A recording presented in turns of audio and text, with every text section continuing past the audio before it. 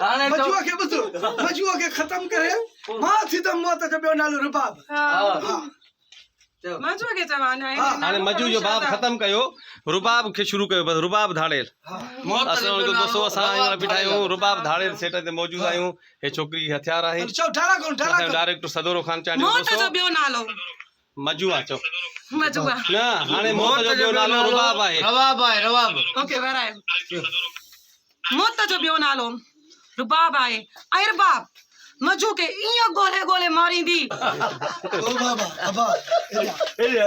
जी अगर न सुधरे जी समझी दो मां हुस्न जो पूजारी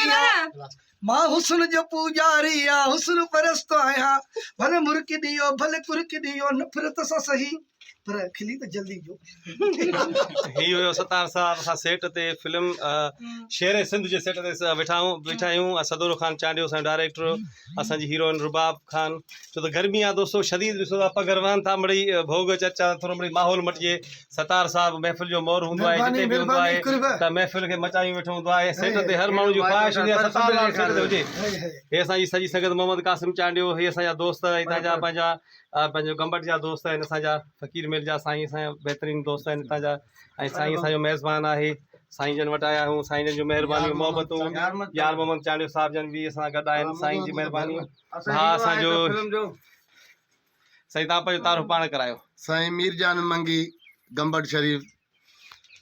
मीरजान भाउ वॾी महिरबानी ऐं मीरजान भाउ जो हिते स्टूडियो बि गंबट में आहे फ़कीर मिल वटि ऐं सोचियो बि कोन हो त गंबट होटल बाबल बेकरी जे भर में अनमोल होटल बाबल बेकरी जे भरिसां स्टेशन जे बिल्कुलु पोएं पासे ॾांहुं फ़कीर मिल वारे पासे ॾांहुं छो त असांजो त गंबट सां हिकिड़ो पुराणो तालुक़ु रहियो आहे पर हिकिड़ो ई स्टूडियो हुयो पंहिंजो भाउ रांझन बोलदार हुनजो पंहिंजो फ़कीर रांझन जो पर हीउ तव्हांजो माशाल्लाह स्टूडियो ॾिठो ॾाढो मज़ो आयो तमामु वॾो सिंधड़ी स्टूडियो में कमु थियल आहे